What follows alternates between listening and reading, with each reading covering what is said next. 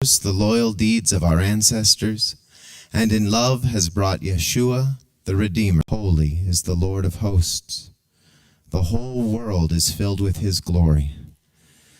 Then, with a great and thunderous sound, mighty and powerful, the cherubim make their voices heard, and rising toward the seraphim, they respond with praise and say, "You have filled the earth with your glory.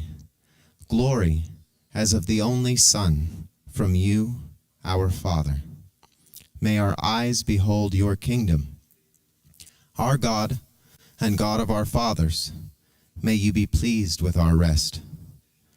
O Lord, our God, with love and favor, grant us your holy Shabbat as a heritage, and may Israel and the Messianic community, the sanctifiers of your name, rest on it. Blessed are you, O Lord, who sanctifies the Shabbat. May you speedily return the lost sheep of the house of Israel. Blessed are you, O Lord, who restores the fallen and reveals Yeshua the Messiah to your people Israel, and to Jerusalem, your city. May you return encompassed within it as you have spoken. May you rebuild it soon in our days, as an eternal structure." It's on all of our talit, and it's tied on the corners of our garment. Historically, before we started tucking in our shirts, we didn't need this. We put it at the bottom of our robes.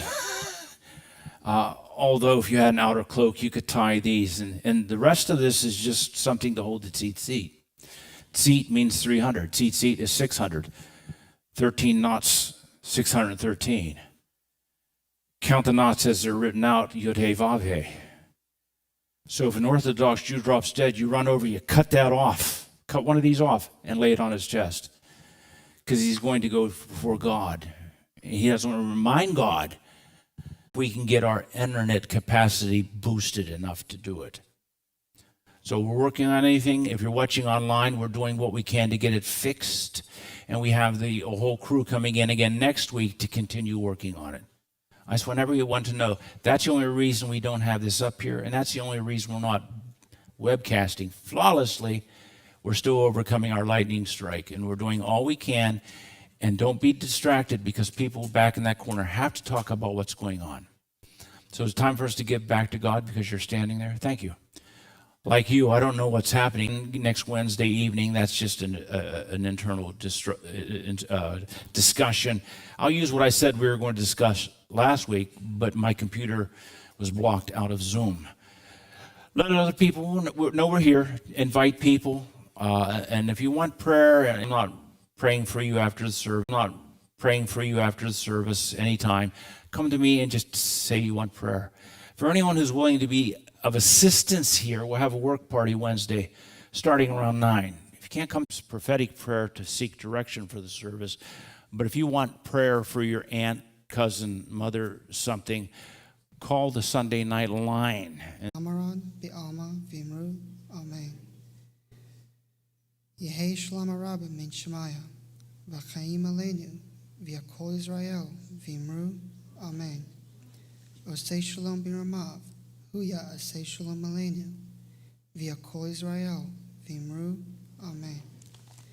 Magnified and sanctified be his great name, in the world which he hath created according to his will. May he establish his kingdom during your life and during your days, and during the life of all the house of Israel, even speedily and in your time, and say you, amen. Let his great name be blessed forever and for all eternity. Blessed, praised, and glorified. King of kings and Lord of all, we come before all, we stand amazed. We are here to worship the holy God of love, the Lion of Judah, the Lion of Judah, Yeshua who saves. We offer our lives to you, we lay them down before you, we live lives to praise you, God of all our days, God of all our days. Hallelujah.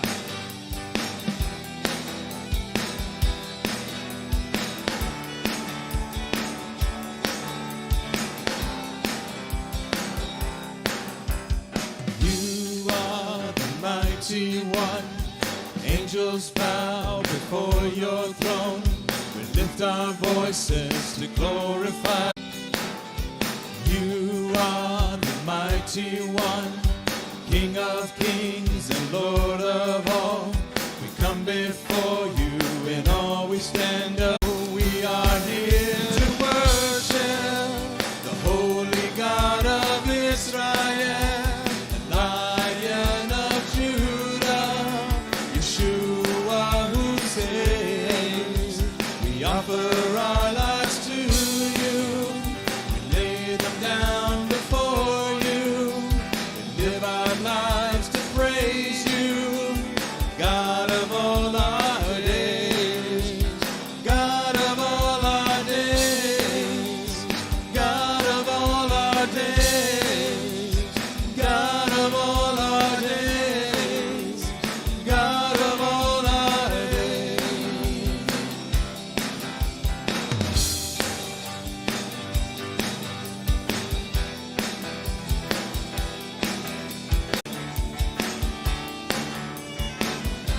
You are the mighty one. You are the mighty, glorify your name. You are the mighty one, King of kings and Lord of all. We come before you in awe, we stand amazed.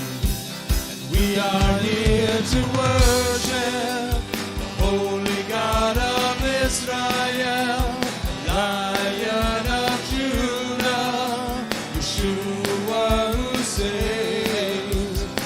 We have a covenant. Some other teachers say there were two covenants of garden. That's why they say there's two covenants. I can see that, but I think it's an extension of the first covenant. I think it's the Adamic covenant. And of the 7 covenants that I'm going to deal with, covenants. A conditional covenant is based on certain obligations and prerequisites. And if these prerequisites are not fulfilled, that covenant gets broken because it is a conditional covenant. If, then, is conditional. All right? Unconditional covenants are made with no strings attached and will be kept regardless of one party's fidelity or infidelity. And an example of an unconditional covenant was the covenant made in the garden between God and man. Before the fall, they were both called Adam. Adam means earth, red of the earth. After the fall, the woman was given a different name. In the Genesis account of this particular covenant, Genesis 1, verses 26 through 30, God said, "Let us make man in our image and let them rule over the fish of the sea, the flying creatures of the sky, over the livestock, the whole earth, everything crawling, the creature that crawls on the ground." Verse 27, God created humankind in his image. In the image of God, he created them, male and female, he created them. God blessed them and said to them, "And multiply in the land and conquer it." That's the first of the instructions given in the Bible, by the way. Of the 613, that's number 1. Be fruitful and multiply. Verse 29, God said, "I have just given you every green plant yielding in seed that is on the surface of the whole world, and every tree which has to be food for you." Verse 30, also every wild animal, every flying creature of the sky, and every creature that crawls on the ground has life, and every green plant. If you do this, I'll do this. He said, this is you the position of rulership. All right? And he goes on with, in my opinion, in an unconditional covenant, he just spells out in verse 7, "For tonight there was a shout, 'Look, the bridegroom come out to meet him,'" which is like, look, the groom's here, come now. You may have fallen asleep, but now you got to get up and come now. All the virgins got up, all 10 of them got up and got ready. They trimmed their lamps, but the foolish ones said to the wife, But the wise ones replied, no, there won't be enough for us and for you. Instead, go to yourself. But while they were waiting, going by the bridegroom and those standing went off to the wedding feast, and the door was shut. The door was shut. So what happens? My father said I can go get my bride. I try to catch her off guard, but I get her and I take her back, and we go into the marriage chamber and we close the door. Why? Because we're going to work on a groom and a bride. Once I get her into the wedding, we will not be just a groom and a bride. We will become a husband and wife because we will consummate the relationship. All right? And the door was shut. Well, then, how does everybody else know when they are married when the door is shut? Obviously, the door is shut. And so what does the groom do? He goes over and knocks